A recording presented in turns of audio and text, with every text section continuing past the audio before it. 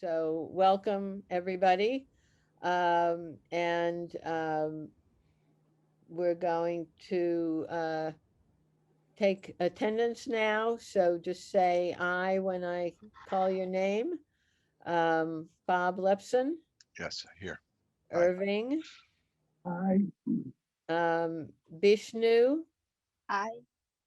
Malcolm Cawthorn, Present. Rezal, Aye. Sandy, Present. Jessica, Present. Kaya, Present. and Malcolm Doldren, Present. Mariah, Here. and that's it, I think. Did I miss anybody? And I'm here. So, Jonathan here. what, oh, John. So you're here. Okay, great. Thank you. So I sent out the minutes. I'm sorry it was late. I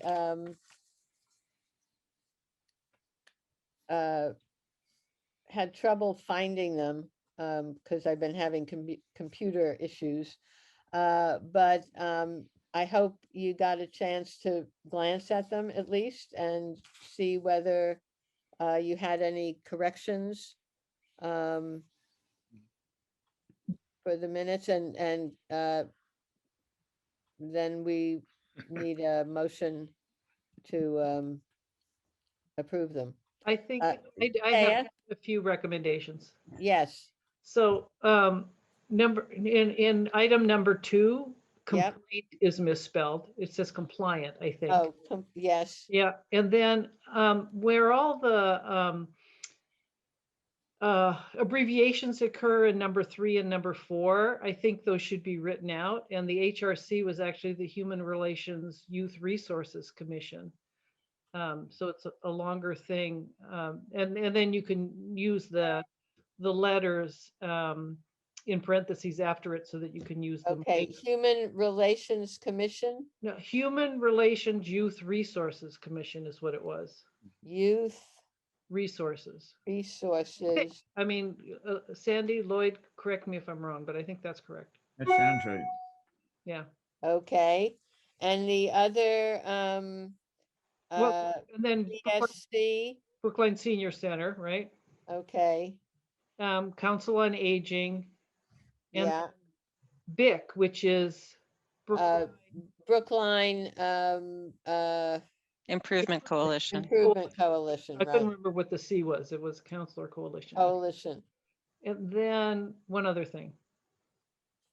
okay, So there, number 4, there's in the last sentence, there's something attributed to Malcolm. Which Malcolm is my question. I don't know. I don't remember. I'm pretty sure it was Malcolm, Malcolm Doldren. Well, you would know Because- better. I'm pretty sure it was Malcolm Doldren, but also like I wrote the minutes, Yes. but they weren't really like, there's a lot of like, as you're saying, they're a little bit scruffy still. Like they don't, like where we talk about who wrote what, I don't think I capitalized people's names and stuff like that, but I'm I pretty can- sure that I one can was fix Malcolm that. Doldren. yeah, Okay. I'll fix that. I think I wrote like Malcolm Doldren, who to go to for what. It's Okay. All right, I do my best. This is what happens That's- when you outsource it to the yeah, to right, the right. committee. Well, and I had asked, that reminds me, Jessica, that you will take notes tonight. Don't worry, everyone, the professional's back. I'm doing the Yay. equivalent of you asked me to wash the plates and I dropped them. So Okay, okay. So any other comments or corrections on the minutes? Thank you, Kaya. So will somebody make a motion to accept the minutes of February 10th? so moved As And amended. second? as amended. So moved. Okay, so Bob, Yes. Mariah, Yes. Sandy, Abstain, I wasn't there. Okay. Bishnu? Irving, Yeah. Jessica, Yes. Malcolm Cawthorn, Yes. Razal, Yes. Jonathan. Jonathan, He's on mute. Yes. okay. Malcolm Doldren, Yes. and Joan is yes. Did I miss anybody? Me, I think. Okay, Here, sorry. you say my name. So, yeah, we should just have an alphabetical list and go down it alphabetically. Okay, I I just can don't figure out have who's that. here in this array. All right, sorry, I was working off the panelist list. And I just got an email, Lloyd, from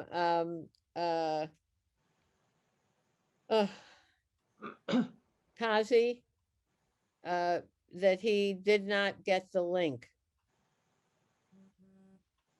So I'll if send it to him again. if you can, please resend it to him. Mhm. Okay, thank you. So, having done the minutes, we had a request from the library trustees from Brookline, wanting to have a liaison from the library to the commission on an ongoing basis. And so I asked them to come tonight and talk about, why they're interested and what they think the mutual benefits are. And so Lloyd, could you promote the three library trustees into panelists so that they can do their presentation? Sure. They are present and they're unmuted, Suffolk Community. So Carol, I'm here. I'm not seeing you on my Right. screen. I'm not seeing me either. Do you want me to promote them to I don't panel? think they're panelists. I think you've just allowed them to speak. I think in order to have their video on, they need to be promoted. Okay, just keep in mind though, too, when I do this, they're all named panelists. So I would not be able to demote them. Well, but I guess can. we need to see them for the presentation, don't we? Mhm. I think, Well, I did get my hair done and my nails polished and everything in anticipation. okay, okay. So have you promoted them, Lloyd? I'm working on it now.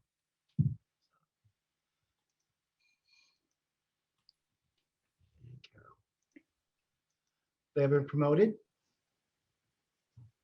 And they can unmute themselves and share their video when they're ready. Okay, I see Michael and Carol. And is Coenia coming, or is she gonna stay in attendees? She's been promoted. Okay. All right, so, Hi. Hi, I'm here. Thank you, Joan. Thank you, everybody. all right, okay. So, Carol, do you want to talk about why you're interested and what you think we can do together? I would be glad to. First of all, I should say that Sarah Slyman, the library director, has frequent conversations with Lloyd. And Lloyd, I think our paths crossed not so long ago when I was working on the committee to commemorate John Wilson, which is one of my favorite projects I've ever been involved with.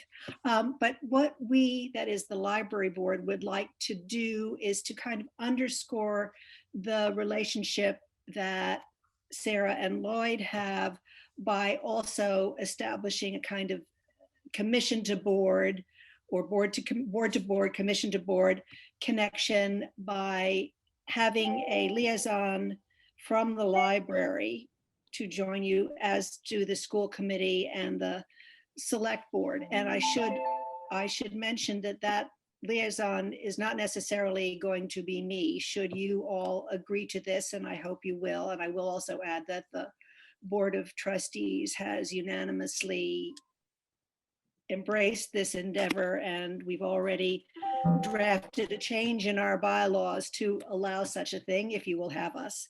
But among the many reasons I think that we would like to be part of your group is just as Sarah has worked hard to diversify her staff with, I think, quite good success, so we have worked to make our board more diverse and inclusive of Brookline's many communities. Most recently, 2 board seats have opened, and we, through the heads of our search committee, Karen Livingston and Christiane Yasulkit, really reached out to a number of different communities within our Brookline community, and were able to bring on 2 people from, how to best say it, traditionally or frequently marginalized communities. And in fact, there is a 3rd person who was a close, a nearly successful applicant for one of those 2 seats, has decided to run. And in fact, we are all happily running unopposed. And he too will contribute to a greater diverse board. But I think that if we were, through a liaison, connected with your commission, we would be better apprised of townwide efforts of this sort, and perhaps more important from our perspective, help us improve our outreach to all of our communities. There are many ways I think that we can work together to mutual benefit. Just speaking for myself, one of the issues that I'm most concerned about as a library trustee and as a citizen of Brookline is the whole issue of tech equity, or rather tech inequality. And the library has made a lot of efforts in this direction. We lend out hotspots and laptops and iPads when schools had to switch to all remote learning. We lent out all our Chromebooks. We now offer printing services for those without printers, which I think for many in tax season, college application season, things like that, it's very, very helpful. And we've been able to extend our Wi-Fi range at all 3 libraries. And therefore, basically, people who don't have Wi-Fi at home can come sit on the stoop, but that's available all the time. That's just sort of one example, but we'd love to know about other efforts in this regard that are around town to figure out if there's more we can do, both as an individual institution and all together. The other thing that I might mention in terms of things we can do together, I know that Raul is compiling an oral history of incidents around town, and I think it has been suggested that the library become a kind of repository for that information. It's a local history project. We're amenable, we're the logical place. We need to work out details, discuss how and when, but that's another of the kinds of things, we can do together. The last thing that I'd mention, and maybe Michael and Kawenia want to add to this, is to say that there are other things that we become aware of, we as a board, we as a library, through organizations like the Mass Board of Library Commissioners.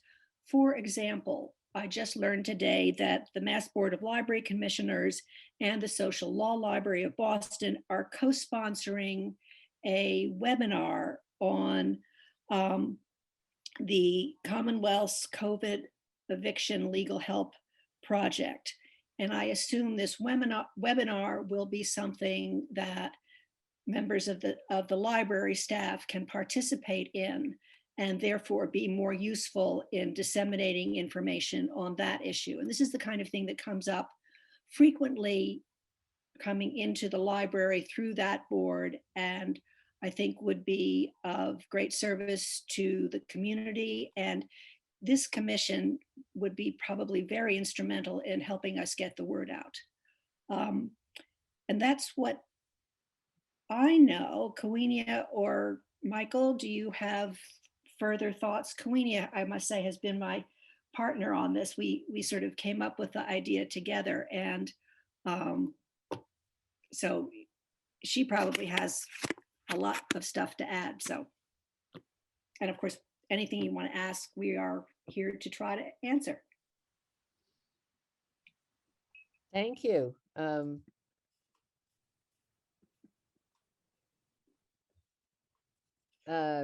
Michael, do you want to share? Yeah, I can if you'd like. First of all, I just want to say, as Carol already mentioned, the library board is behind this unanimously. We really feel we would benefit from having a liaison in your committee. Part of my own personal reasons I feel this is important is because, even though we're trustees, we're not necessarily, the boots on the ground, as it were, at the library. But one thing you may or may not be aware of is that over the entire country, library staffing is still facing a diversity problem. And it's one of the things that as we do try to increase diversity on the library, and as we try to serve diverse populations, this can be very difficult. But, as of 2019, I believe it was 83% of librarians identified as white, and only about 5%, 6% identified as Black or African American, about 7% is Hispanic or Latino, about 4% is Asian American or Pacific Islander. And I think it's always helpful for us as trustees to be able to get whatever larger perspective we can get, and we're connecting with the town, connecting the town to the library, connecting specifically your commission to the library. So I think that I think Carol already put it best, but we really think it would be beneficial to the library, to the staff, to the patrons of the library, and therefore to all the residents of Brookline, for us to have this liaison relationship, as it were. Hi, and this is Kawenia. I support all of the comments the fellow trustees made. I want to add my thanks to all of you, particularly to Joan for having us here. I just want to underscore what well-fitted natural collaborators our two boards make. And in particular, I think our missions, there are aspects of our missions that align, and having a library trustee as a liaison on the board has the added benefit of helping the commission further live into its own mission around removing barriers and providing access. That's a big part of what the public library does. It's truly a democratic institution that promotes access to education and removing barriers to technology, as has been underscored. And so it's a natural fit and a way for the commission to check the box as to that aspect of its mission. So I really thank you for considering this request. Great, thank you. Are there comments or questions from the commissioners? Kaya? I don't have a question, but makes great sense to me. I do have a question, Joan, why there are two of you here? One with a picture and one without. I'm just wondering who's behind this other one. But anyway, I have no idea. Agree with what a library, it would be wonderful actually to have a library liaison. So thank you for coming to us with this. I think we look forward especially to being able to be with you when we don't have to be with you on the screen and wonder. Yeah, what that my would, name is that and would their joke be, is. Yeah. nice. So, Sandy, Yes, I just want to point out, there is a history. We had an employment diversity subcommittee run by our previous board chair, who was an HR specialist. And we have been talking to the library staff about diversity, and that's gone on for several years. So I think what you're really talking about is widening out the relationship, and I think that's fine. Should we make a motion? yes, that would be a good, unless there's more comments or thoughts. So, is Jessica, are you Sure. I make a suggesting that a motion be made? I never know if I frame my motions correctly, but usually Mariah cleans me up. So I'll make a motion that we vote in support of establishing a liaison between the library trustees and the Commission of Diversity, Inclusion, and Community Relations. Is there a second? Second. And all in favor, let's see, Sandy, Yes. Irving, Yeah. Malcolm Cawthorn, Yes. Rizal, Yes. Bishnu, Yes. Bob. Bob, Yeah, you're Yeah, muted. yes, I understand. Yes. Okay. Asan, Yes. thank you. And let's see, Jessica Yes. and Jonathan Yes. and Kaya, Yes. Malcolm Doldren, Yes. Mariah, Yes. and Joan is yes. Did I miss anybody? Okay. So I guess we have a new liaison, and so yeah, Carol? First of all, thank you all very, very much. This will please the board no end. And I will tell you that, of course, from our end, I think I mentioned this, it will require a change in our bylaws, which we, jumping the gun, already have proposed and will vote on in our next meeting, which is the second Tuesday in April. And I cannot imagine, since the idea was supported unanimously, that there will be any question. And then we will be in touch and learn, I guess, from you, Joan, how to set things up, how to get our liaison on your calendar and that sort of thing. Yes, And thank you for. I think, and you know, I hope that that'll, you know, it'll all be in place by the April meeting. So Great, thank you. that's great. So you're welcome to stay or, you know, leave as you please. And I'm really glad that Coenia and I talked and that it has a really positive outcome. So welcome. Thank you. Thank you, Um, commissioners. Pleasure to be Thank with you. Good.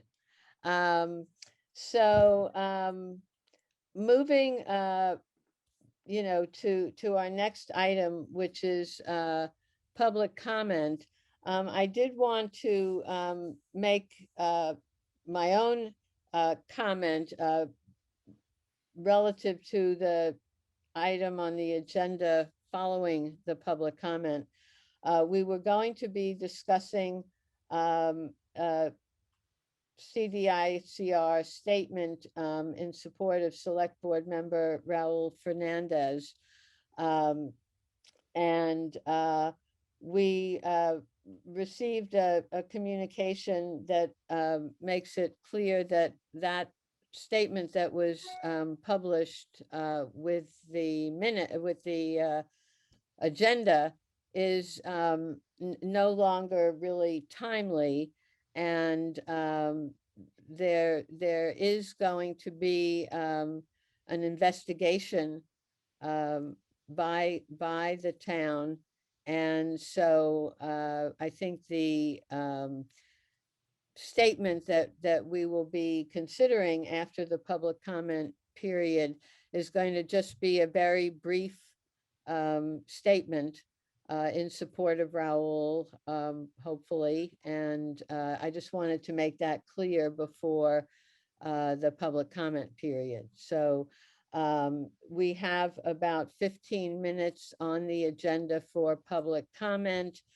And I don't know, how many of the attendees are interested in making a public comment, but I think we can, if people can limit their comments to 2 minutes, we can, take as many of the people who want to make a public comment. And if you would put your name in the chat, I will just, call on people, and Lloyd will unmute you in whatever order the sign up in the chat is.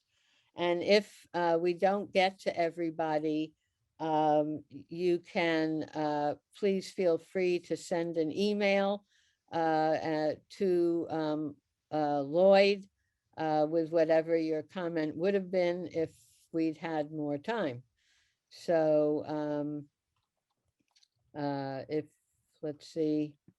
So right now, in the chat, I see only Neil Gordon. There may be others who would like to join Okay. in, but at the moment, Neil is the only one who has indicated he would like to speak.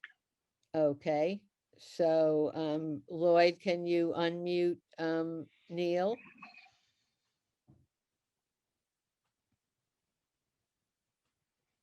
Okay, I am unmuted. Yes. Yeah, thank you. These remarks, let me just preface, these remarks were prepared based on your stated agenda. Since I don't now know exactly what your agenda is, but that it still purports to relate to the same agenda item, then I'll just give my remarks as prepared. So I'm Neil Gordon, as you know, Precinct 1 Town Meeting member and a member of the Advisory Committee. Actions matter, including yours. 4 points, and I'll make them quickly. First, this commission should be building bridges, not walls. Read the text of the bylaw that established this commission. Speak with those who drafted it. Second, this is at least your third attempt to schedule a meeting calling for the condemnation of individuals not invited by you to present their side of the story. I again, also for the third time, cite your lack of process and your routine practice of rushing to judgment. Facts be damned. Third, I call your attention to a most precious and fundamental right, a right that you individually and collectively are trampling. Michael Keaveney and Casey Hatchett have a right to petition their government for a redress of their grievances without retaliation from you. It's a right with roots in the Magna Carta, and it's clearly in the First Amendment. The simple principle is this: the Magna Carta principle. You can complain to the king, and the king's agencies can't then proceed to cut your head off. Lastly, it's lost on no one that we're in the midst of a competitive select board race. 2 select board members chastised in your draft statement are candidates for re-election. The chair of this commission has publicly endorsed a challenger. The vice chair of this commission is treasurer of that challenger's campaign finance committee. Other commission members have similarly endorsed. The select board member that's the primary subject of the balance of your agenda is a touted endorser of the same candidate. Each of you and the select board member has a right to support a candidate of your choosing, but you don't have the right to use the town's commission on diversity, inclusion, and community relations on what appears to me to be a campaign surrogate. Your conflicts, the conflicts of your vice chair in particular, and the conflict of the select board's liaison to this commission are apparent on your respective faces. Those with conflicts should have recused themselves, should have recused themselves. You've got Consider 30 seriously- seconds left, Neil. Thank you. Consider seriously the impact of proceeding with the balance of your agenda. I thank you for your time.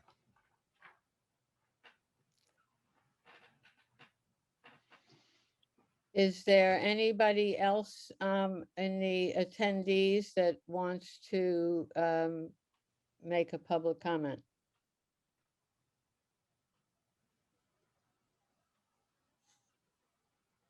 Okay, See any hands raised or anyone indicating they would like to speak on the chat? I don't think so. No. So we will go on.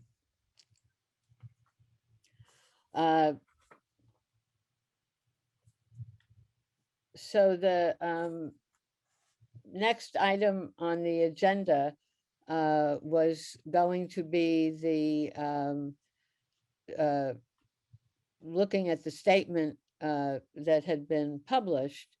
And I'd like to suggest now that, you know, that statement is, as I said before, no longer timely.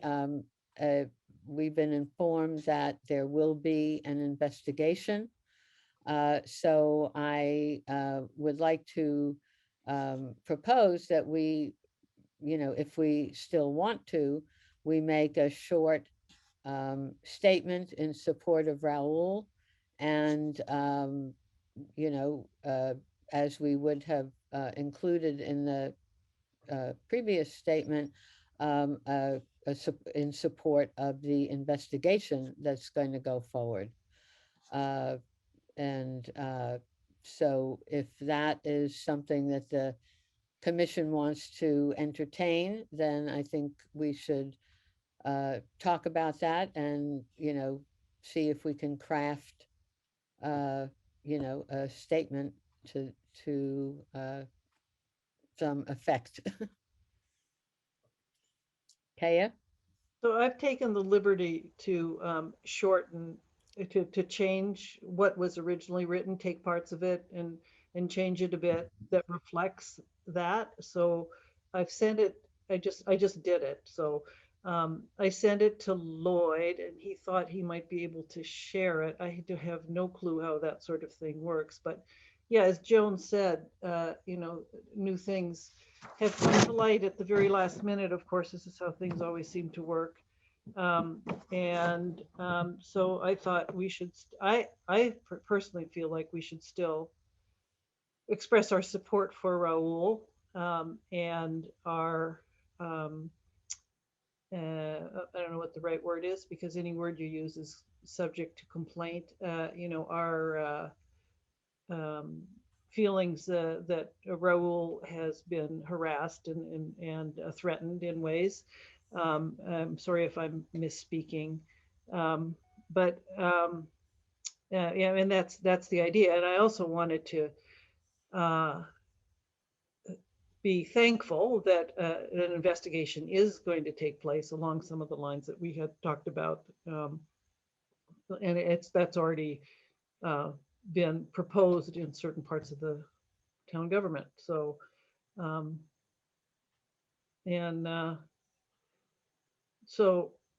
maybe Lloyd, if you can share that, if people are interested. I think for some of us, it may not go far enough, but for others, it might be what they want.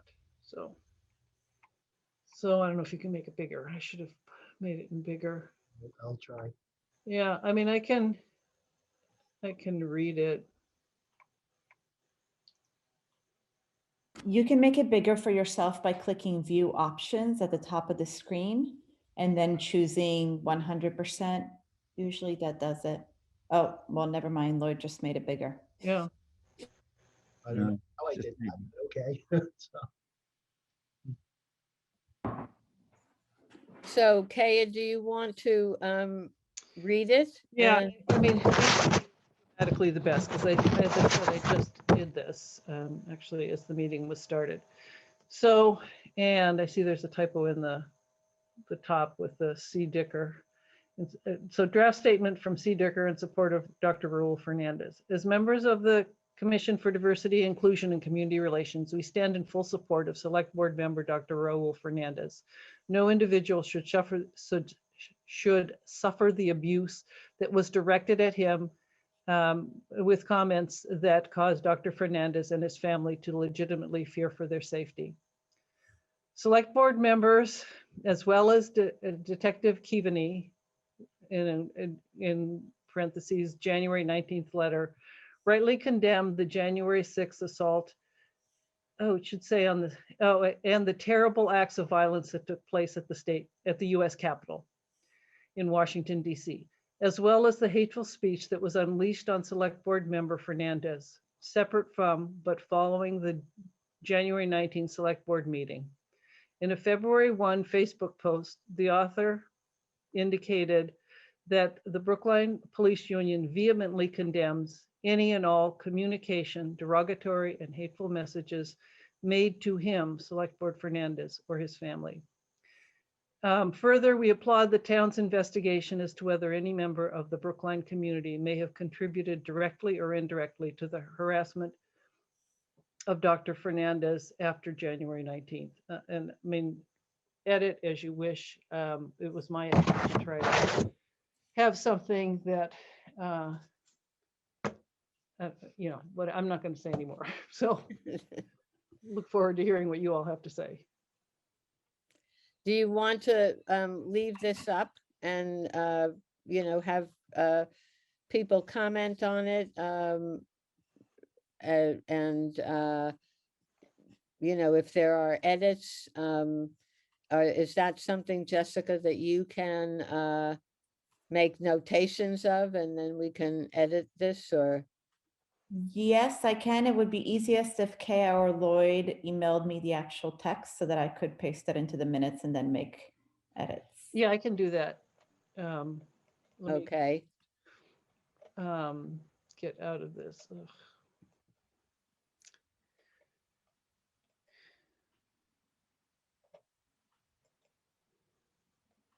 Yeah. So are there comments or thoughts or? Okay. So it should be coming to you, Jessica. I don't know how long that takes.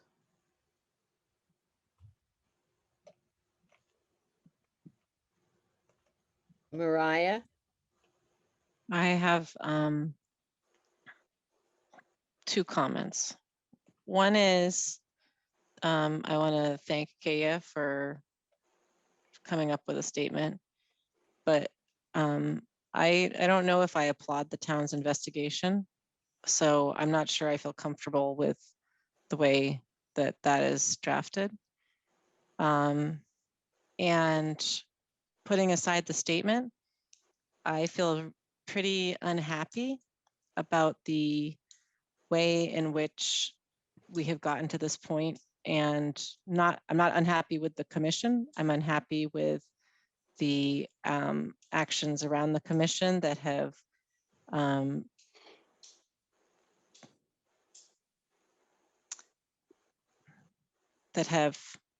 thrown sand in a lot of the intent of what we are trying to do. And I don't have necessarily an answer to that right now, but I'm feeling myself in a little bit of, I'm feeling myself very unhappy about, not about this statement, again, Kaya, thank you, but about the process by which we got here, and what now.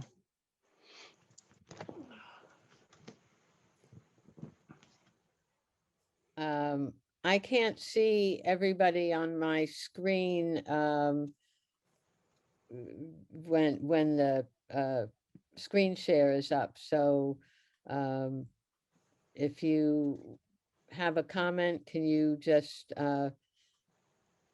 say so? Because I can only see a couple of you at a time. Yeah, I have a comment. I want to agree with everything that Mariah just stated. Thank you so much, Kea, for the statement. And it is unfortunate that of everything that went on over the last few weeks that led to this moment in terms of how we conduct our business. I am curious, if we do know the nature of the investigation, because I'm not aware of the investigation that's happening. I don't think we know any of the details of the investigation. I believe, and that's a question I have as well. I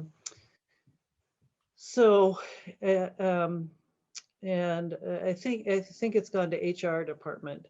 And so what that means for looking at other members of the Brookline community other than employees, I mean, that's our intent to do that. Maybe Lloyd knows better. Ann Braga is here from HR and her hand is raised. Okay. Should I permit her to speak? Yeah. I think that would be helpful. Yes. Hi, Ann. Hi, good evening, everyone. Yes, I am coordinating with Town Council's office as well as Human Resources to bring in an external investigator to complete the process, which will sort of bridge the formal criminal investigation, but also look at the nature of the complaints, either through technology or if it's related to employees. So it's a broader scope than a traditional employee to employee kind of examination. And we look to appropriately take the time to go through the information we receive and also do independent review of social media and other sources of information.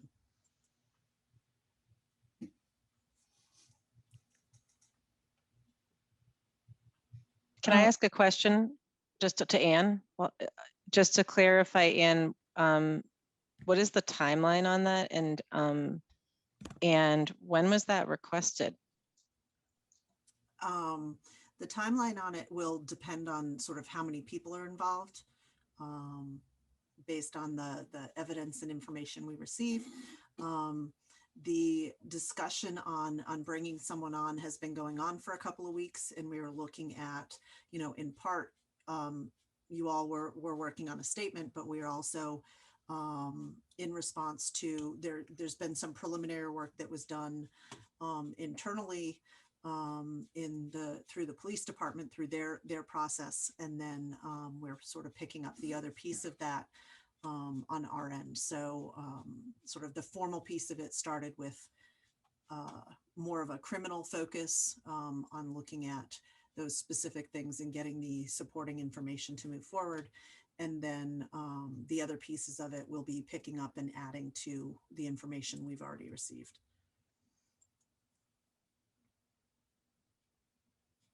Thank you. Are there other thoughts or questions?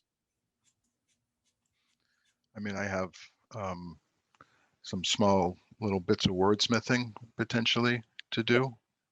Yeah, I was just going to interject that maybe before we get into the wordsmithing, which I can tell some of us are ready to jump on, whether there were comments before we get to that as to whether whether we feel that a shorter statement is appropriate in the way that we want to spend the rest of our time discussing this. Just in case there were other comments on that before we get too far down the rabbit hole of wordsmithing. Makes Can sense. I comment on that? Yes. This is Isan. Yes, go ahead. Yeah, so I do agree with Jessica. And I think we need to be careful on whether we support investigation or not, because we aren't very clear. You know, I heard Anne speak and she mentioned the word criminal, and I have no idea, is this considered against who? So without knowing enough information, I can't make a judgment on whether I would support an investigation or not. And this is an exemplary case of where we have a person of color who is a survivor, and where a whole majority white community and a system is going into the system's ways, which at the end of the day do not support the majority of survivors of color. And we're seeing it publicly now, and we're seeing how every time this commission, since I've been on it, which is not too long, we tried to support and believe survivors and stand with justice, we're facing pushback majority of the time from people who are not people of color. And this is what this commission is about. After all, it's about diversity and inclusion and community relations. And we are here to build bridges, not walls. But building bridges takes two sides coming together, not just one. It takes both sides. And we need people to be seeking unity and solidarity in this case, and look at it from a racial justice lens to begin with. This is a town employee who has been working very hard to raise awareness around these same issues that he is going through. And I, as a commissioner on the CDICR, I'm not ready to give up on this. And I hope that the majority of the commissioners are not. And so if we're going to say we support an investigation, then I want to know exactly what I'm supporting. Thank you very much. I believe that the criminal investigation is into the threats that were received by Raul. And I believe that that's my understanding. If anyone has a different information, let me know. And that's my understanding as well, is that there were direct threats that were made to Raul, and want to figure out, you know, how those came to be and who was involved. And I believe that that is what is the criminal aspect of it. I think you're correct, Jessica.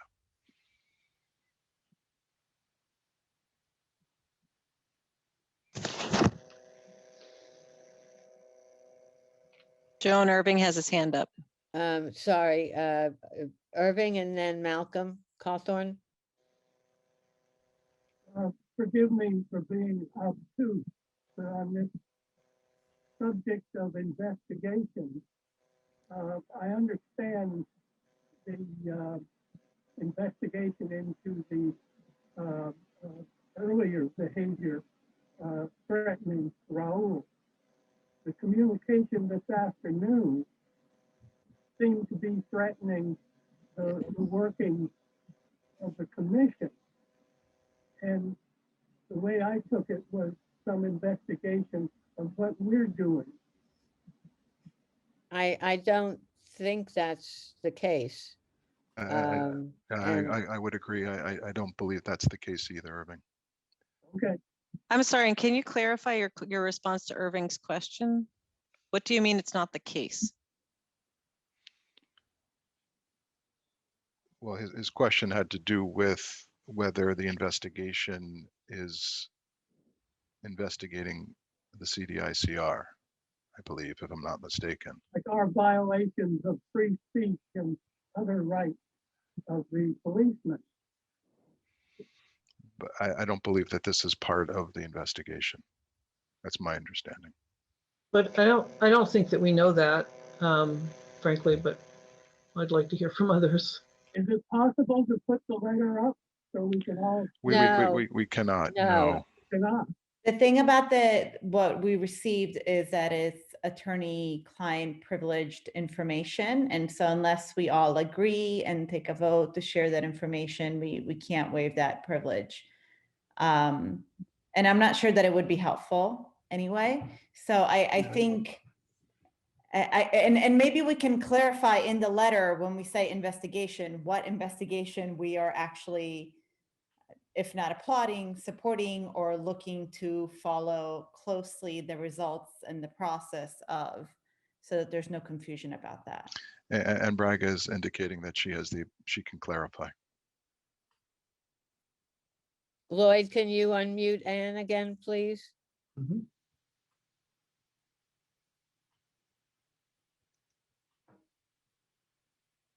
So the focus of the investigation is not on the CDICR's commission's process. I think that was, you got some information on that in your communication from town council. The focus of the investigation is around the threats and other comments that were made both online and via email and direct message and other means towards Dr. Fernandez. And looking at the focus is between the sort of the community piece of things and Dr. Fernandez, and not at the CDICR. And can you say anything at all about who the town might be hiring? You said you're going to hire an external investigator.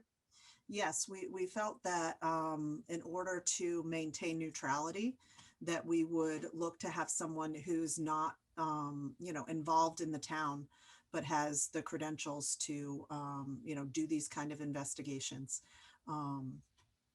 So that there is, really no bias on either side, that we have somebody come in as a neutral fact finder. And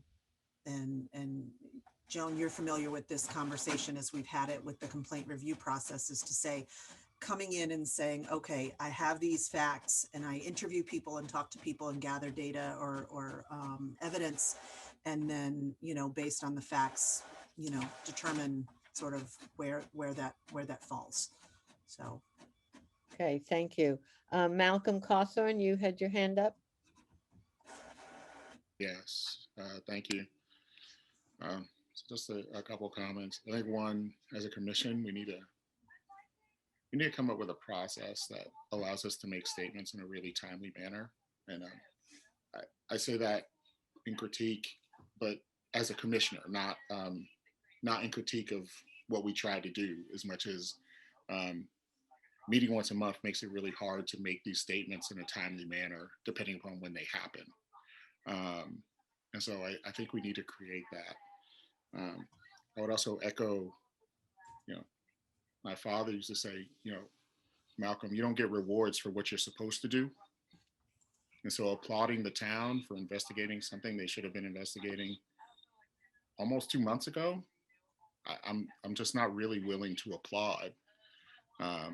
It'll be the 19th in 2 days. And statements were made, almost 2 months ago.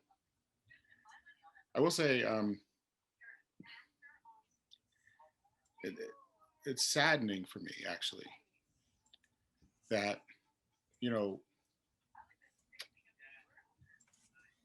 the town employees like myself can make public comments and shield them with free speech, comments that may prohibit them from doing the job our tax dollars pay them to do, just like I am paid to do. And then turn around and tell a commission of volunteers who want to make a statement that we are held to some standard or burden of proof that those town employees aren't held to. And that the people who oversee, in this case, the police, but I'll also remind you, when Larry Oney came to speak to us, I forget exactly how long ago it was, about town council, legal counsel bullying citizens. At that point, I actually asked, and Bernard Green commented that the select board supervises town council. And I'm taking him at his word for that. Even though I don't know that for sure, I mean, we have that in the minutes that he said it. And so when I hear the commissioners of the police allow them to publicly comment as if they're only speaking as individuals when they clearly moniker themselves as representing other things, I'm wondering, has anybody asked if the union took a vote on the letter in the speaking? Because that was the first thing Michael Keaveney said, is that he's the union president. Raul is on days of recordings, never saying defund the police. But Casey Hatch has said he does that and he believes that and he stands for that. And there was no challenge. But our statement has been challenged multiple times.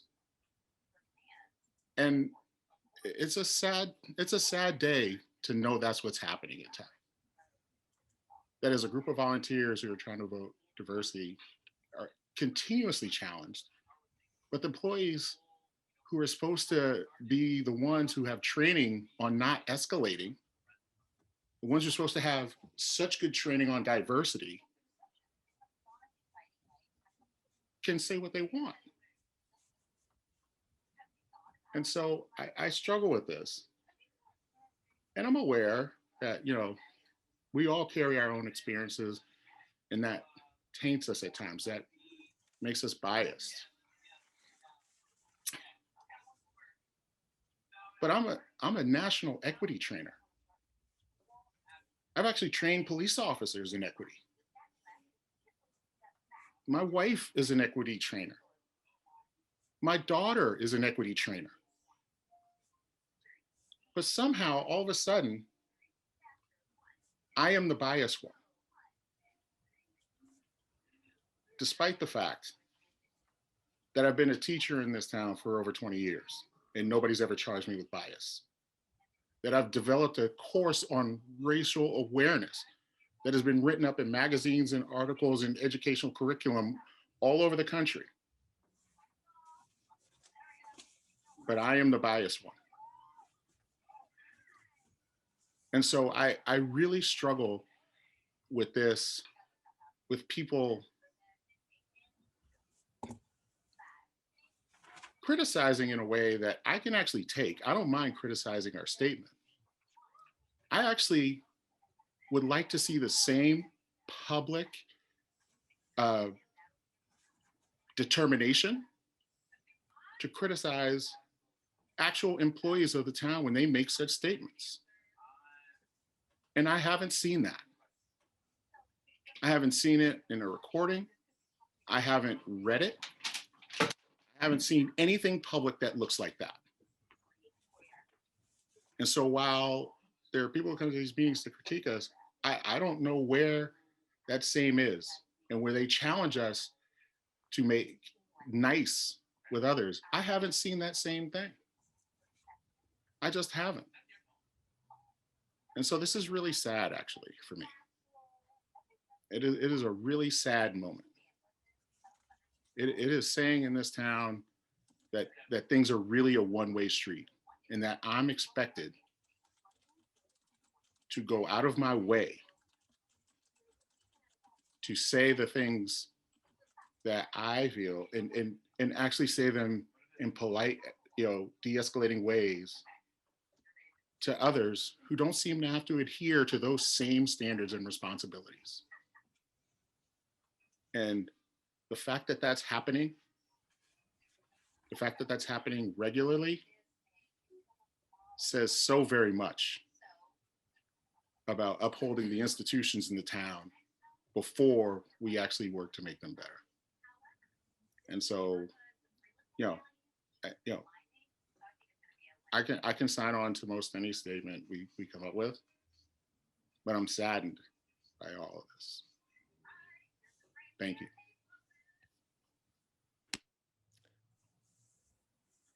Thank you, Malcolm. Are there other, Sandy? I wasn't at the last meeting, so I don't have history of where this is coming from, but and the minutes just appeared before the meeting. But what I have read about it in the newspapers and everything else that's available, this is not a matter that's going to be helped one way or the other by our statement. I think the town is going to do what needs to be done. This investigation of death threats is definitely appropriate. It's definitely appropriate for us to stay out of the middle if town officials are arguing with each other. And that's been settled, as I understand it, by meetings between the police lieutenant and Raul. So it boils down to death threats, and that's nothing that we should put up with. And that's a crime. The police should be involved, and if because police were involved in the origin of this matter, it's felt that there should be an independent investigator, that's fine. But I think the town will do what has to be done, and it doesn't help us to put our foot on the scale, although I certainly agree as a person with the sentiments about Raul and with much of what Malcolm was saying. Jessica? Yeah, I just want to push back on that a little bit because I actually think it's incumbent on us to say something. And I don't think that we should sit back and assume that the town is going to do what has to be done and do the right thing. And in fact, I think even just the draft statements and the conversations that we've been having over the past several weeks and months have been part of leading the town to this point. So I do think it's important for us to say something. I share in Malcolm's sadness and agree with much of what he said. And I think it's a much bigger conversation than the conversation we can have tonight around the specific statement, but I think one that we should have. Mariah? I want to agree with Jessica that I do think that, I could be wrong, but the part where where the original statement talked about calling on an investigation, the fact that it hasn't happened for 2 months until now, but we had this in our statement, I could be wrong, but I feel like these are important things for us to have pushed on if that continued discussion, as Jessica put it, even if we didn't actually get to vote the statement, the fact that it was out there did probably contribute to getting things to where they are. But I'm just going to say something like, I guess I a little bit to it before, but this process felt like harassment of the commission to me. And so I'm just going to use that word. It felt like actually official harassment of the commission to me. And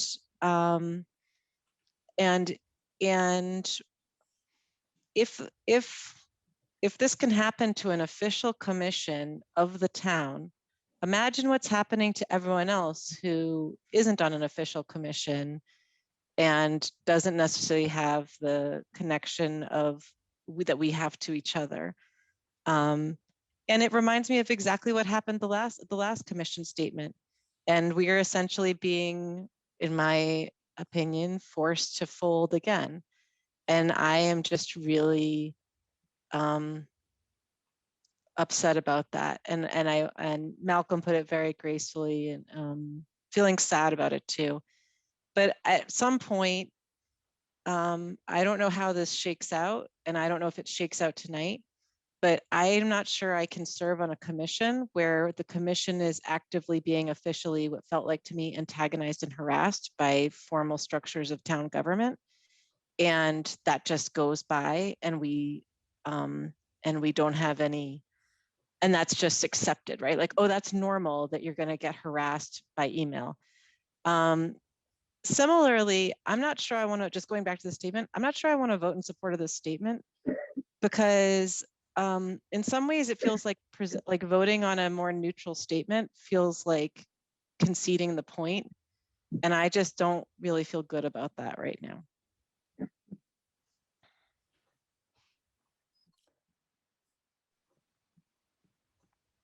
Are there other comments? Yes, if I may. Thank you, Maria. That really meant a lot.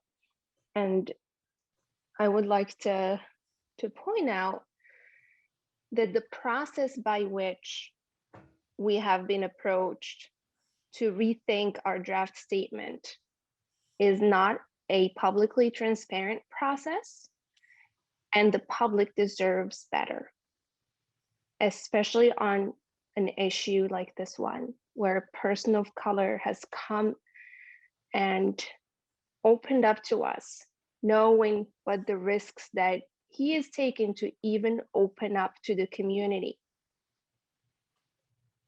I cannot stress enough that Raul is a person of color who has opened up to a majority white community and a majority white system. And we need to proceed with our eyes open, and we cannot just let the system win over and over, even over our own commission and how we conduct business and how we move forward. So I would like more transparency. I would like the public to know what actually happened and why we had to rethink the draft. And if that takes a motion to remove the client attorney confidentiality, then I would ask this commission to consider that.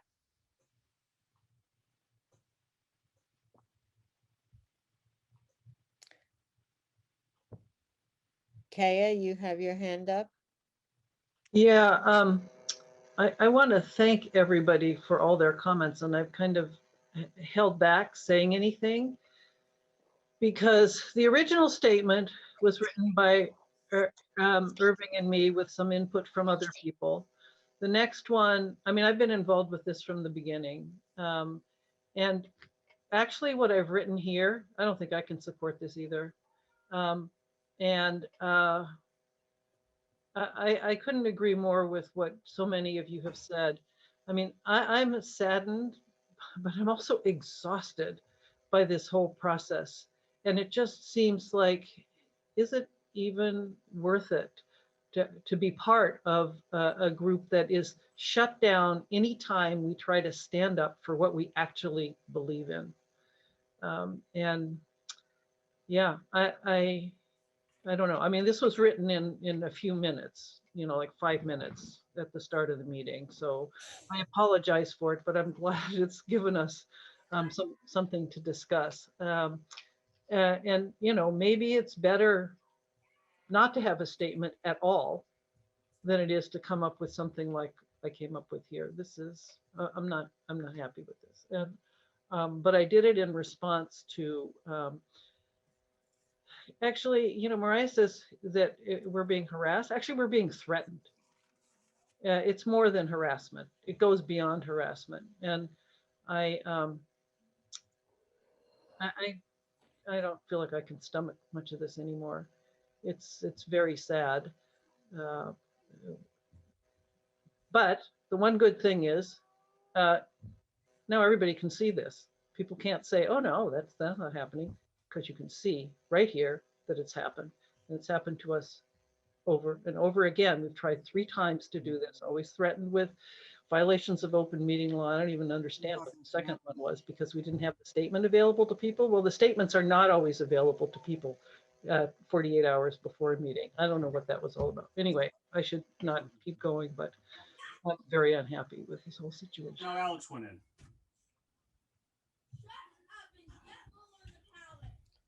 And you might want to go on mute. If it's okay if I can comment a little bit. Yes. So I too am I'm saddened by this, and I feel bad that, you know, the draft statement that was posted, you know, I was responsible for, not entirely, but I was responsible for a large part of it. And there are some things in there that I would say do need to be cleaned up. I think the gist of the statement is still valid. However, I think there are some items in there that could be cleaned up and tuned up to the point where we can be proud of what we put out there. I would also say, with due respect to Isan, that I strongly believe, at least at this point, that we should not be waiving attorney-client privilege at all. I'm happy to talk with you offline, Isan, about my view on that, because if we begin to talk about it now, then effectively we're waiving attorney-client privilege if we talk publicly. So this whole open meeting law thing is very challenging when trying to navigate what needs to be navigated here, but that's, you know, it's incredibly frustrating, and if there's anything that I've done with this statement that has elicited these various responses, I apologize to the commission for putting us all in this situation here. Well, I don't think that an apology is necessary. You know, we're all dealing with you know, difficult issues, and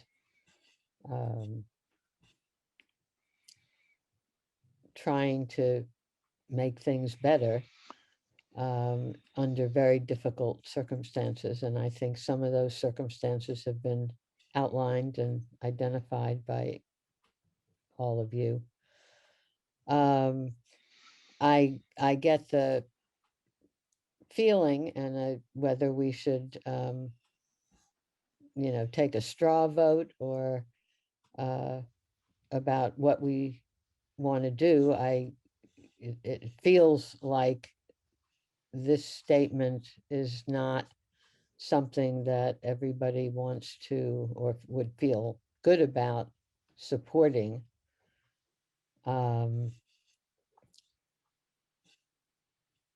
So is there a way that we can? Yeah, so we don't have to move the statement at all. We don't have to vote on it. We don't have to move it. We don't have to do anything with it. We can just move on to the next agenda item. And I think Mariah's got her hand up, but and Vishnu, Jonathan Lau does as well. and Vishnu also had her hand up earlier, but then pulled it down, so I wasn't sure. Yeah. Hi. Just have a little to say. So,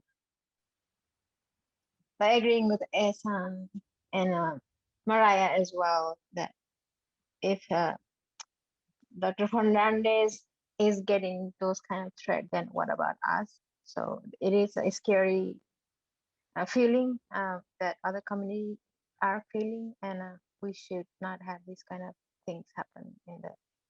We are living together next door. You are my neighbor. We should have a friendly relationship, you know, those kind of feelings. And I think this has been a long time since the waiting, and I do agree that we have been pushed back and again. So the result of the investigation, when it comes out, I think people are really looking up to the commission, CDICR. We don't want to be show and tell. We actually are there, and the community are looking on us. So we should keep in that mind as well. Thank you. Jonathan?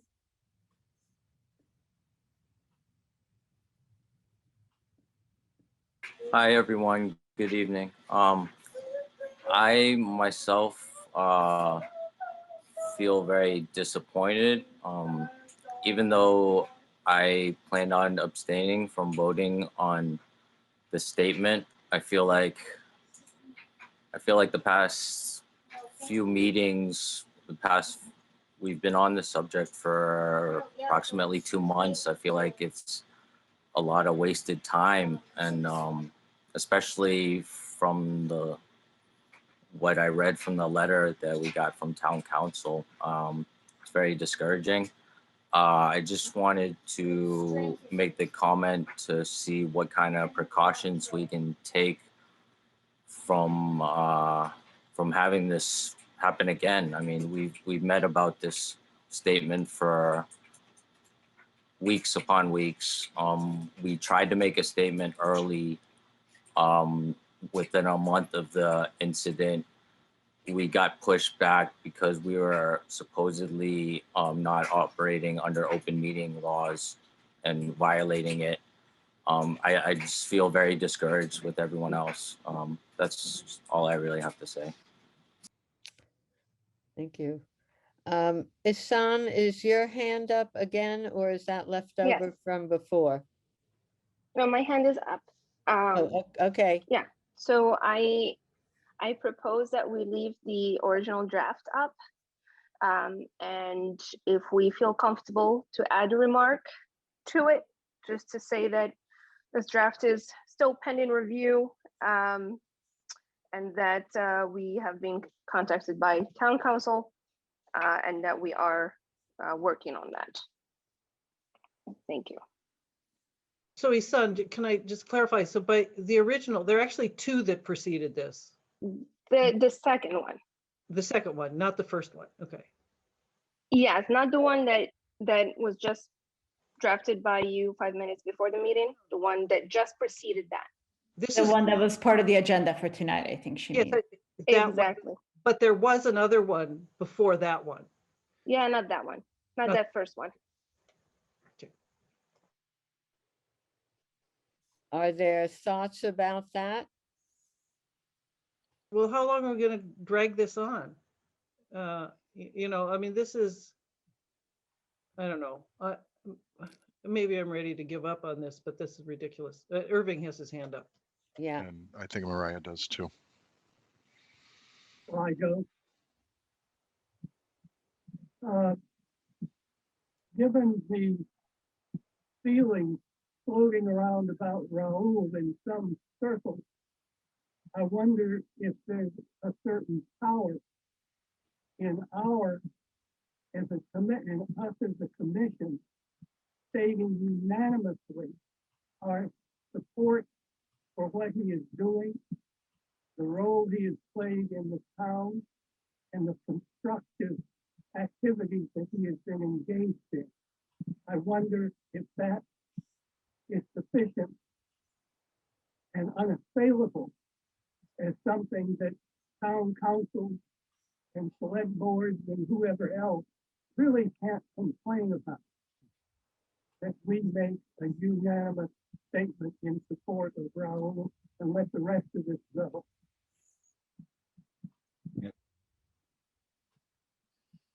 Mariah? I think similarly, I guess if I were to keep this statement, I would keep the first paragraph, but I would write a second paragraph to Irving's point, but I would write a second paragraph documenting what has happened to the commission and the unacceptability of it.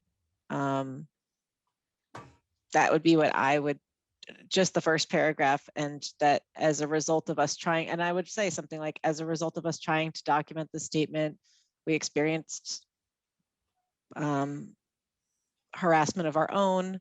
You know, if this is the culture in town and how it goes forward, then we have this is a real challenge. I don't know how to put it right, but I guess I don't want to vote for this statement and pretend everything was fine. And I feel like if we vote for any kind of statement without acknowledging that problem, then that's where I'm at.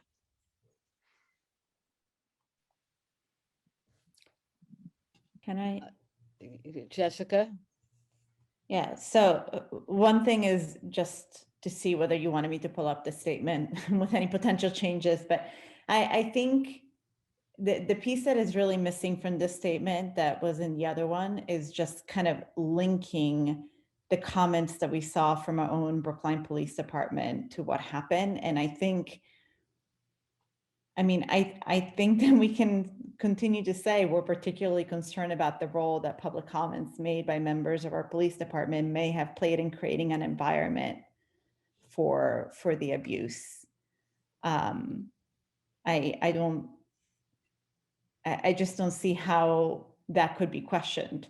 It's a concern that we have, right? So I would be in favor of adding something like that, in addition to perhaps something along the lines of what Mariah suggested. Can I I just, think it will be questioned. can I just respond directly to that? So that's something that I had wanted, I didn't want to imply cause and effect. I think people can figure that one out for themselves pretty well. I wanted to talk about what actually happened. One thing followed another. And I didn't want to be the one to say that caused this, although I think that's most likely. But that's what I was trying to be careful about. But it doesn't really make any difference because we're still accused of doing that, even when we very carefully say, you know, this happened first, then this happened.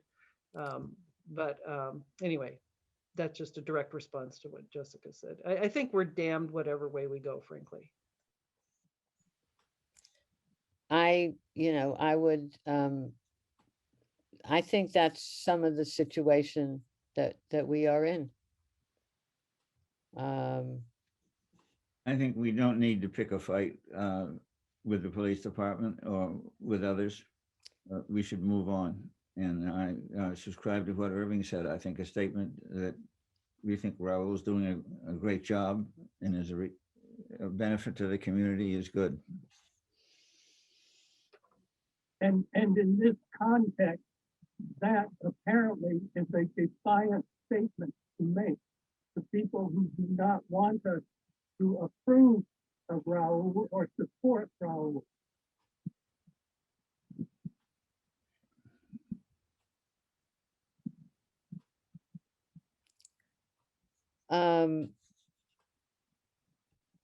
So where do you want to go with this?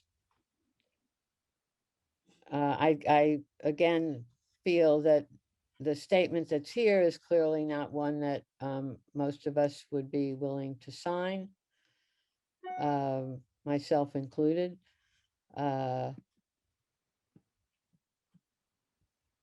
Whether Mariah's suggestion of a couple of sentences about the process will fix it, or whether this whole issue is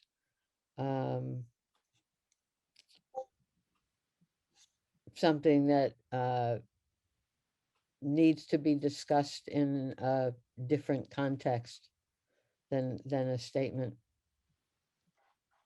I mean, and then there's Irving's point, which is to just broaden the support, what we are supporting Raul in all that he's doing.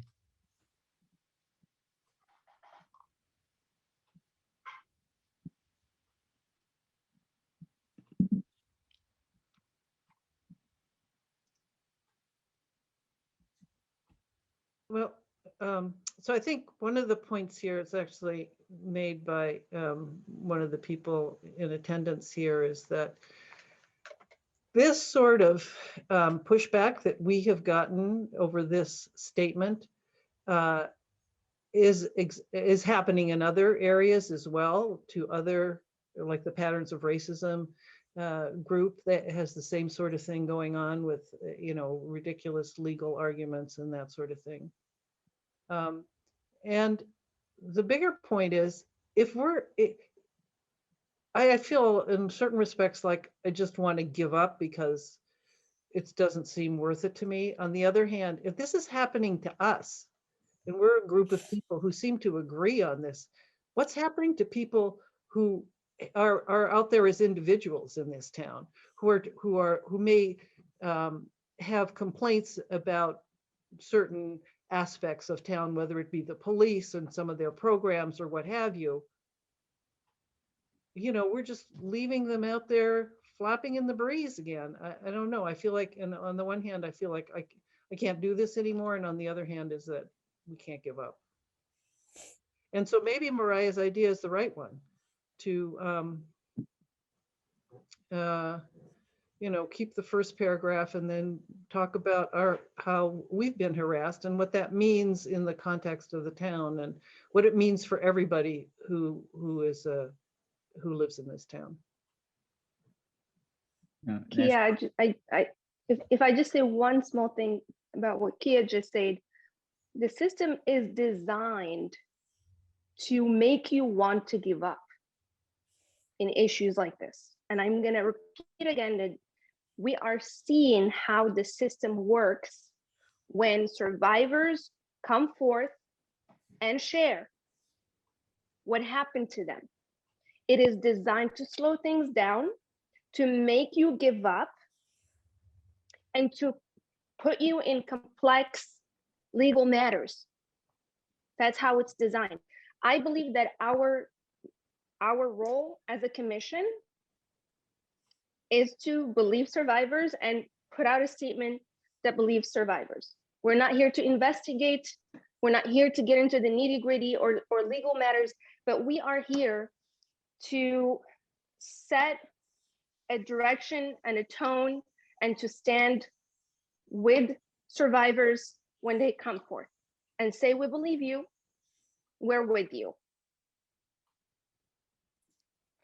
And so I would love to see a statement that reflects our values in that sense and reflects our mission as a community that is truly building bridges. Building bridges doesn't mean we repeat the same mistakes and we bow to the system that is designed. It is designed to make these mistakes. It's designed that way. It has been aggressive for generations in this country. We know our history of racism in this country. We know our history of racism in this town. We're trying really hard to come to the roots of it and to say, you know what, the old school and the old system has not worked for us. Can we actually, all of us, have that freedom of speech? Not only some and not others. Can we as a commission not be intimidated into not saying what we want to say? And so if our statement is going to reflect our values, then it should be a statement that reflects our values and our support to Raul, and we vote on that and we move on. And also, I still completely agree with making sure that the public understands what we have been facing in this process as a commission. Thank you. I also think that we have to acknowledge that the commission is part of the system. And, it's been designed, as Hassan says, and, whether we have to change the system if we want to be able to be true to our values. And one of the things it feels like to me is that maybe we can't do that from inside the system.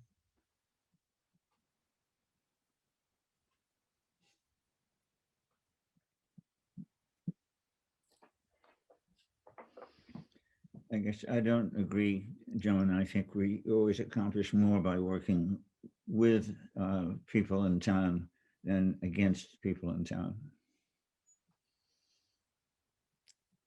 I think we can work with lots of people in town.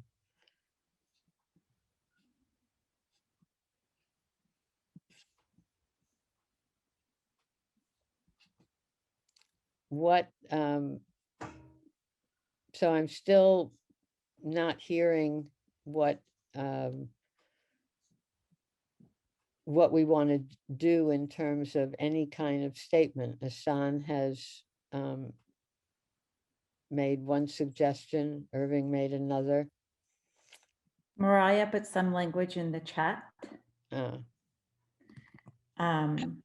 I'm happy to read that out loud. I just needed to write it down somewhere. So because I Okay. couldn't think of it, you know, and I thought if Yeah, I write it down here, you have everyone to can see see it. it. Yeah, but I'm happy to, do you want me to read it? Sure.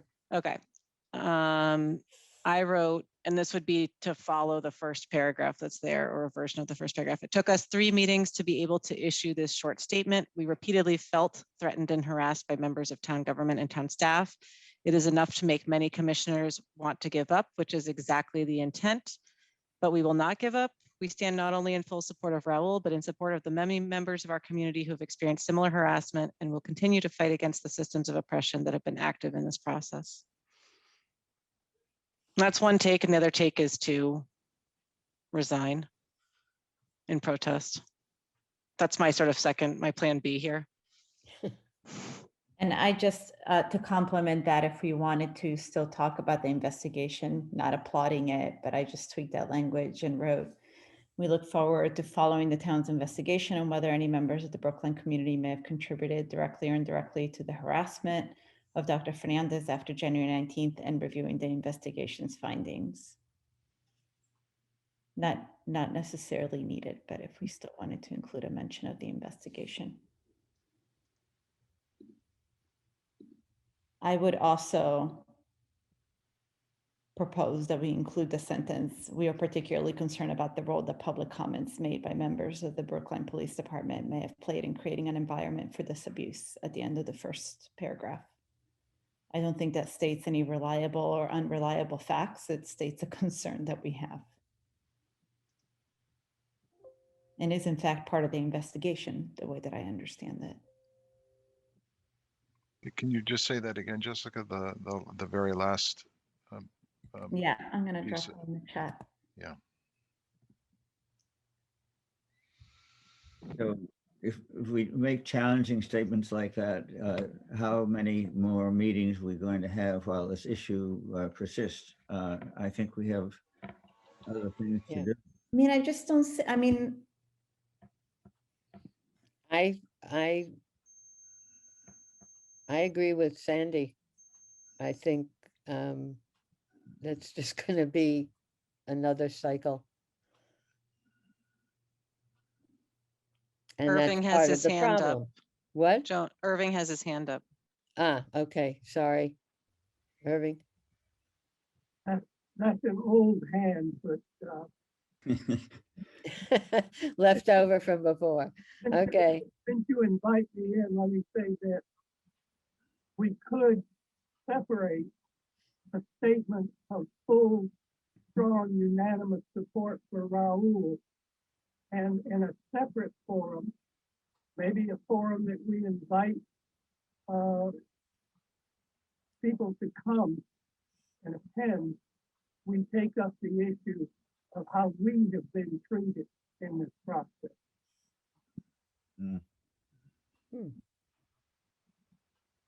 Namely, have an unambivalent, clear, positive statement supporting Raul, which again, I'll say, we're not supposed to be doing apparently, since it's brought so much attention to it. But make that statement in a separate context, a separate meeting, discuss what we've been put through, trying to come up with a simple draft.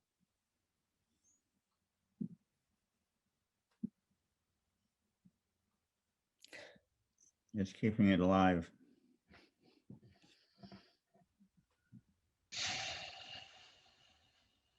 I'm afraid it is alive, Sandy, and we didn't breathe life into it. It's Yeah, but if you don't want to argue with, turned on us. if you don't argue with someone, there won't be any argument. No response is necessary to council's email. Well, I like Bonnie's suggestion. what if you sent the recording of this meeting to Big to broadcast?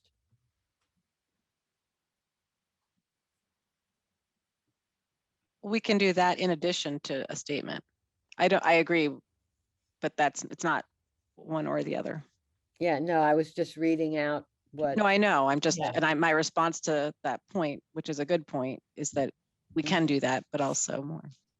Can I read the brief statement that we have now from start to end? I think that might, and then maybe we can do like a informal, does it make sense to pull up in Wordsmith or not? So what we have right now, I moved something around, but as members of the Commission for Diversity, Inclusion, and Community Relations, we stand in full support of Select Board Member Dr. Raul Fernandez. No individual should suffer the abuse that was directed at him with comments that caused Dr. Fernandez and his family to legitimately fear for their safety. We look forward to following the town's investigation on whether any members of the Brookline community may have contributed directly or indirectly to the harassment of Dr. Fernandez after January 19th and reviewing the investigation's findings. And then Mariah's paragraph. It took us 3 meetings to be able to issue this short statement. We repeatedly felt threatened and harassed by members of the town government and town staff. It is enough to make many commissioners want to give up, which is exactly the intent, but we will not give up. We stand not only in full support of Raul, but in support of the many members of our community who have experienced similar harassment and will continue to fight against the systems of oppression that have been active in this process.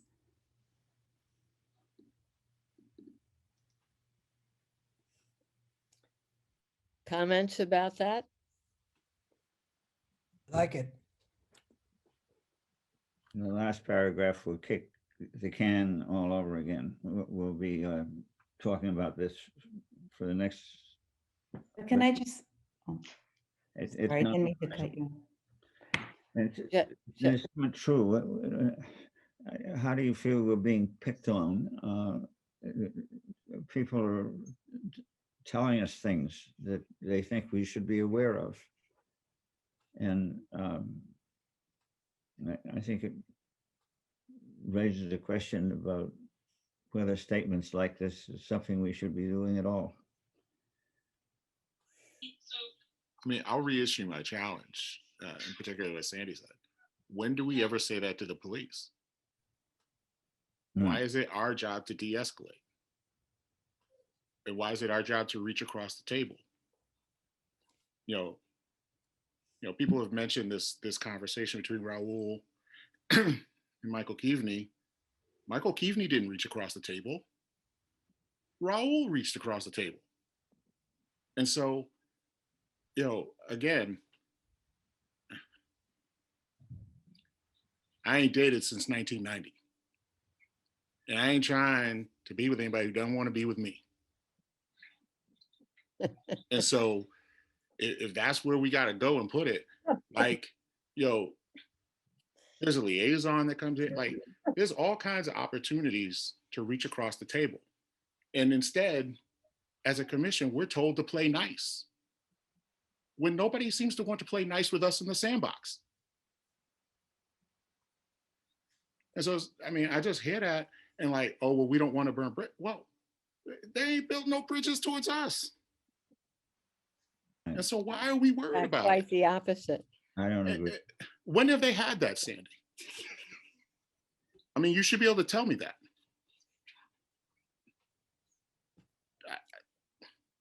What are other comments? Well, I'm still waiting for an answer. I mean, like, okay. When does Well, it happen? So my comment is that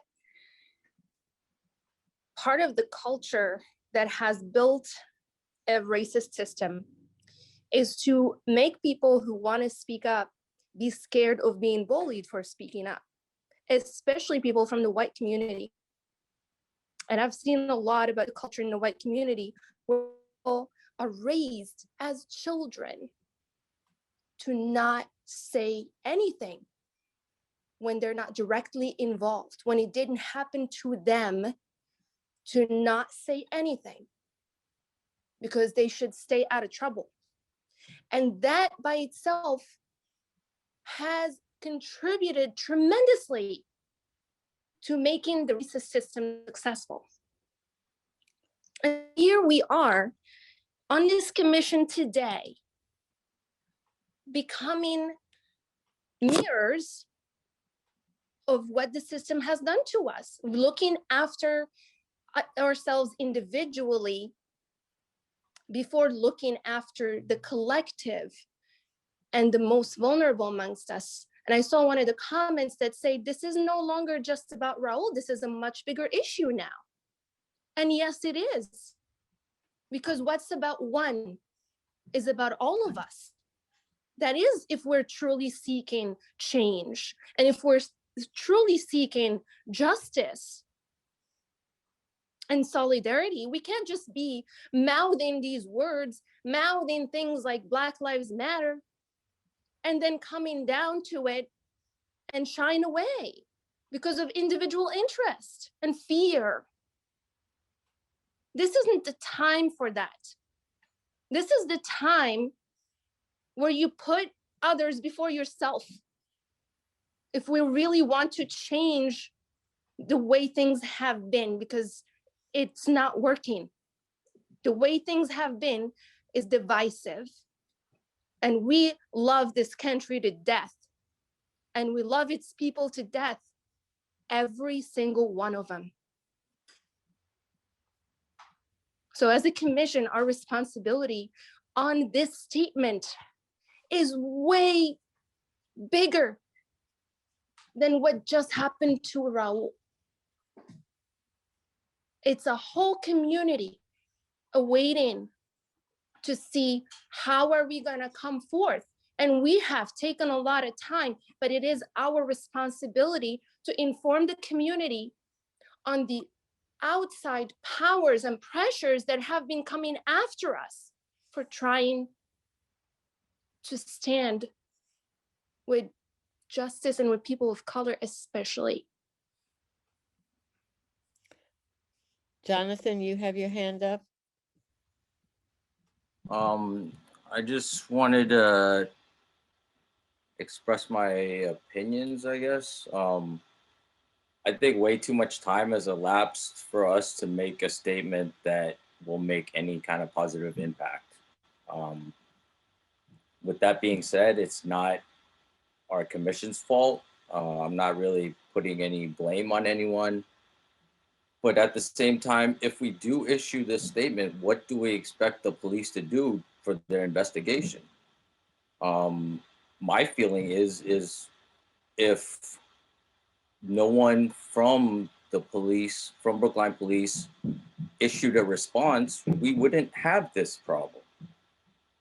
Are they going to investigate their own police officers for their speech that incited this hatred and violence towards Raul?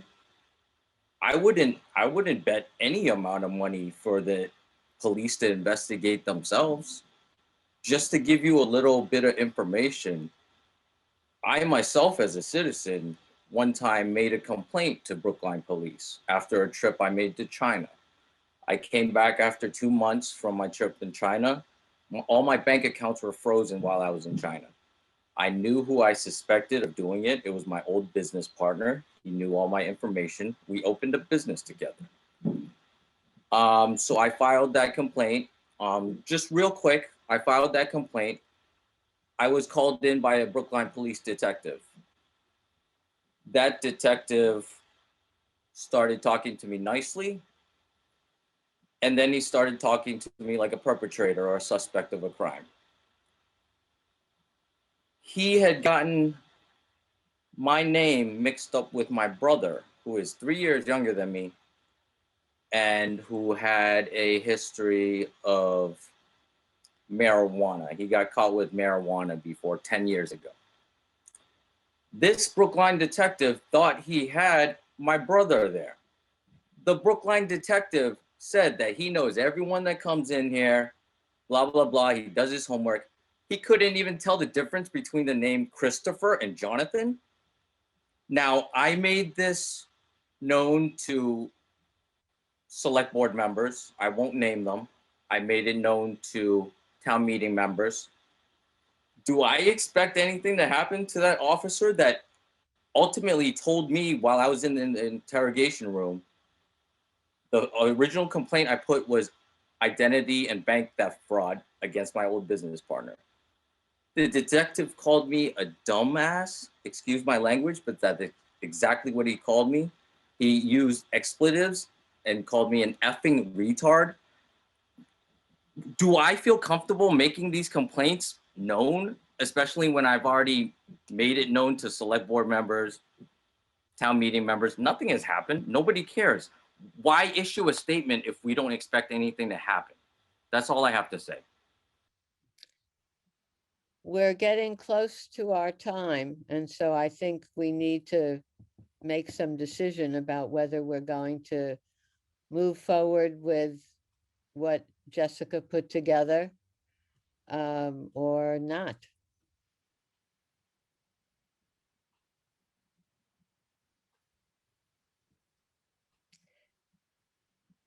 Is there a sense, do you want Jessica to read again what she wrote or drafted?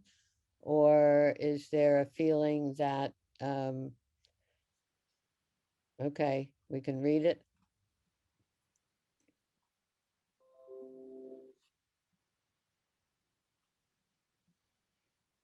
I had just added that we feel that's Mhm. my edit, but.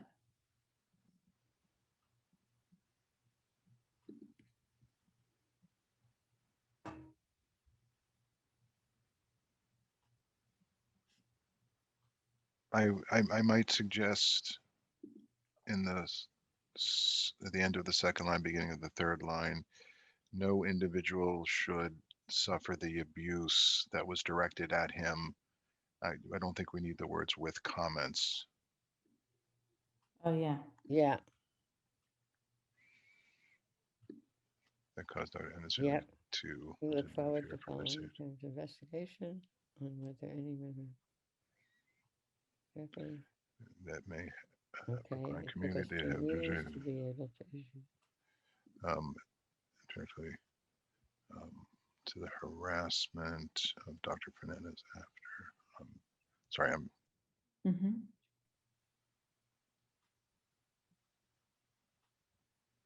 One word you might want to add, Jessica, of the next to last line, right at the beginning, it says will continue. It should be maybe and we will continue.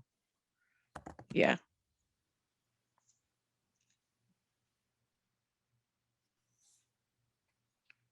I feel the second paragraph is a huge mistake.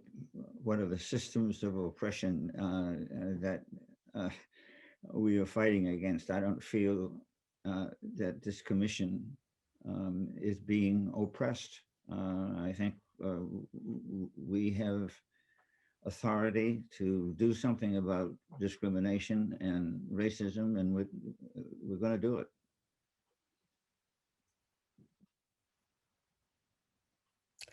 Any other comments? And then is somebody willing to make a motion about this statement?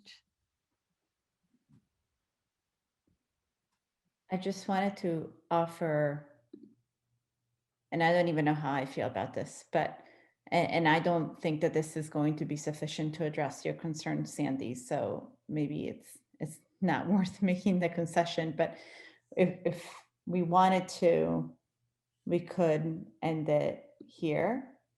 If this is the part that is putting people over the edge, I feel comfortable with it, but I just wanted to offer that as a potential. I don't even know what compromise. Well, I just picked that out as an example of what will inflame the situation and not do anything constructive. And I don't intend to vote for this. I would vote against it because of the second paragraph. I think it accomplishes nothing. Other comments? I think the second paragraph is the reason why I would vote for this.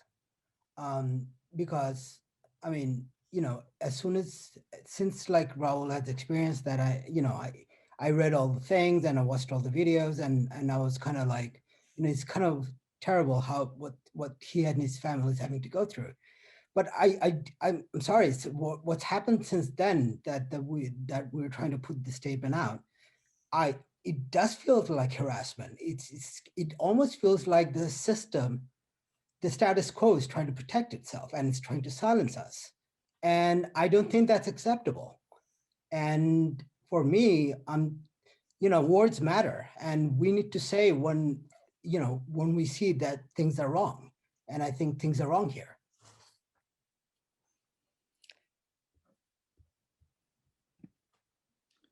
Other comments, and then I think we need to decide if we're going to vote on this or not.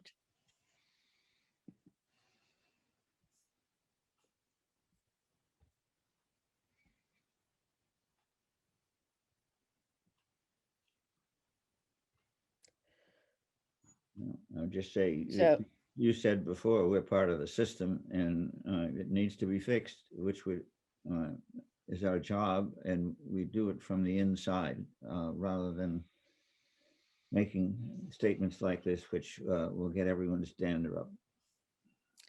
Dander is up. You're not Yes. putting the dander back in the box. Dander is up. So is there a motion to make this statement or not? I move the statement. Second. Okay.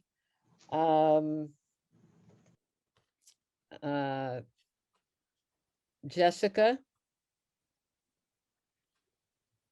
Yes. Bob,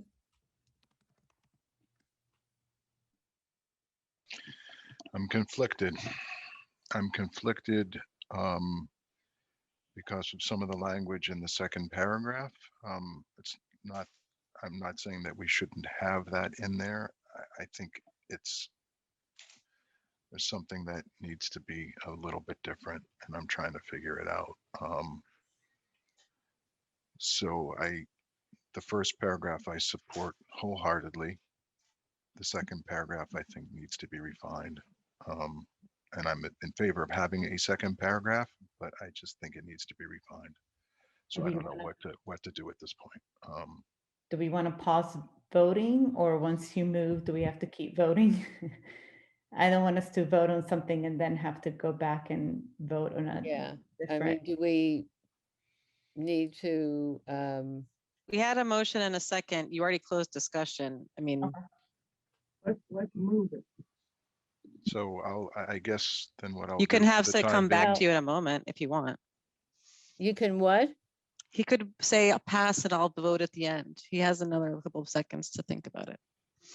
Well, but if there's something that we should fix on this, then I think we need to We figure go out. through the vote. If it fails, then we I can see. then we can decide if we're going to keep going.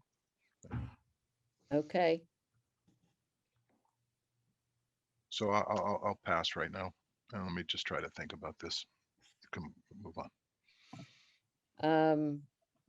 Irving, Yeah. Mariah, Yes. Isan, Yeah. Malcolm. Me, Gawthorne? Yeah, I'm sorry, yes. Yes. Rizal, Yes. Sandy, Opposed?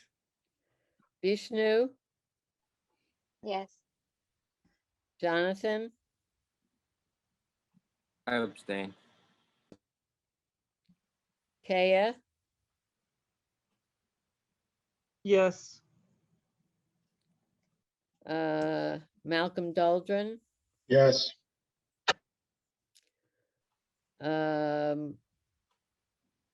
Did I miss anybody? Just me. And you, Joan. And me. And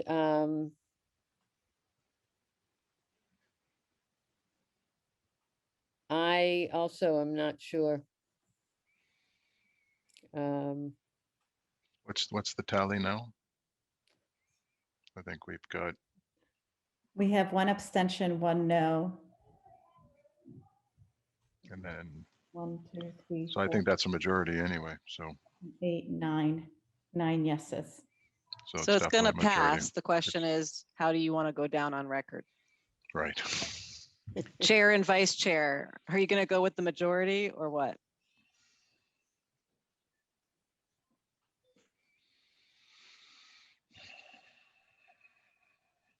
I'll vote yes. I just need to wordsmith this a little bit, but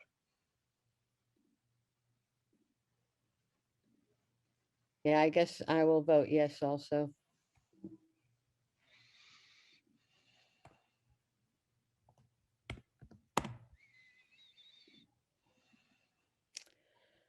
Okay.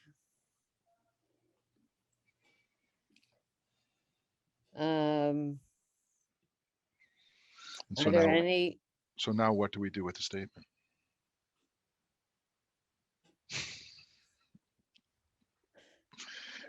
We Figure put that it one out. on our website.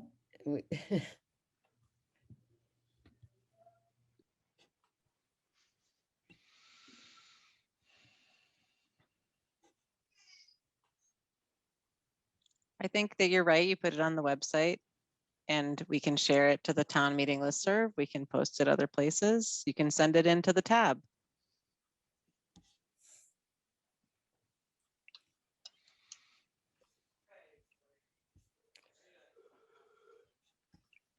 okay,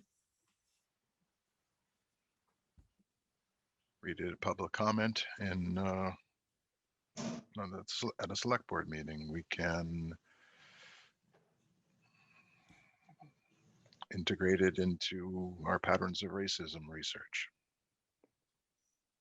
All these things. Does anyone have any problem with any of those, or can we think about maybe not in real time?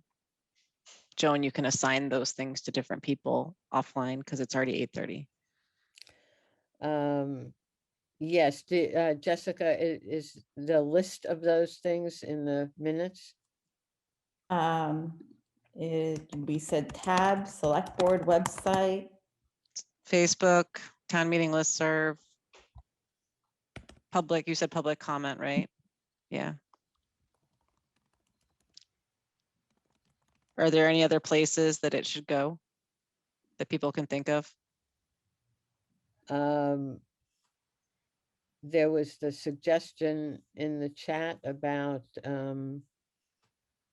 was it big? Oh, sending the recording of this This meeting whole to Big. recording, yeah. No, Mhm. Can we take a vote on that? no. No. Well, we can, if a member requests that we take a vote on it, you could take a vote on it. You can move it. Yeah, you just make the motion. I make a motion to send this recording to Big. Second,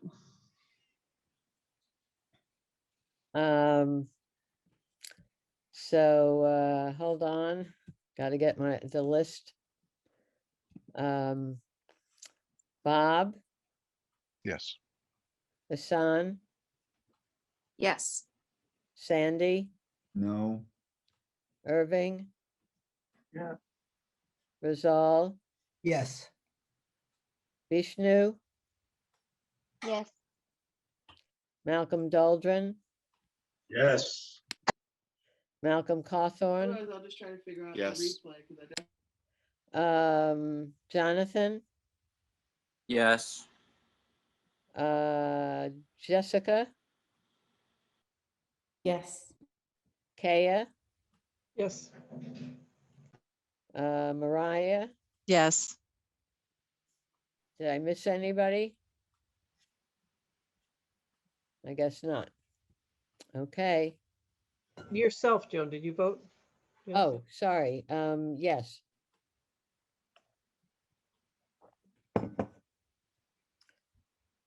Okay. Thank you all. I think this has been a, exhausting meeting and process. And I think we'll see what happens. And our next meeting is in April. I know we'll be doing a lot of our committee work between now and then. And it's not a pretty picture. Looking at everybody's faces. But I guess that's the reality. Raul? Yeah, I don't want to comment on this because I've been trying not to, and you know, so when something has my name on it, I stay out of it. But I do want to say just the, you know, to the commissioners, how much your work is important and appreciated, and no, maybe not by everyone, and there may be folks that attempt to undermine the work that you're doing. Even as they say that they or claim that they feel that it's important, but just know that like what you're doing as a commission matters, and that the important work that you've done already and have started, for instance, you know, engaging with communities in public housing and the work on immigrant advancement. I'm excited about that new work, and you know, pushing forward racial equity in so many different ways. Anyway, you already know, and I hope that you don't take this, you know, the start of this year as an indication that either A, what you're doing is fruitless, or B, that no one's listening, because there are people that are listening. They may not hold, you know, all the titles and offices that you might like folks to hold, but there are people that are listening and watching and supporting your efforts. I'm one of them. And I know that there are many others. And so, you know, maybe what we need to do as a community is show up a little bit more and stand up and speak up for you and the great work that you're doing. And I'll commit to making sure, you know, that I reach out and encourage people to show up to these meetings, get involved in this work, and support it, because, you know, honestly, you know, everyone from the chair and the vice chair and the way that you've been sort of running these meetings, I think really well. And to all of the other members of the commission, especially the new members of the commission that are breathing even new life into this, there's a real opportunity here. And I know there are forces and individuals that, you know, it's difficult when you speak truth to power, or when you try to change systems. There's a reaction. There's a reaction from those in power, and there's a reaction by those systems, and it feels, I think, to them very personal, like they're being attacked. And when in reality, what you're looking at doing is actually transforming systems so that people can feel more included, more part of this community, that this place belongs to them as much as it belongs to anyone else who's lived here maybe their whole life. Everybody who moves here or lives here should have an opportunity to feel like Brookline is theirs. And that's just not the case right now. And there are some people that are drawing dividing lines so people don't feel that way. And that's really shameful. So anyway, I think the work you're doing is important. It matters. I care about you and I appreciate you. And I'm not the only one. So I just wanted to say that and to encourage you to continue to move forward. Thank you. Thank you. And Thank you. I think that the feeling is mutual. We appreciate you, Raul, very much. So, so until April, see you all then. And thank you for, you know, what was really a very tough couple of hours. And thanks for sticking with it. Thanks. Thank you, everybody. Thank you, Joan. Thanks, everyone. Have a good night. Bye-bye. Bye-bye. Bye-bye. Night. Thanks, everyone.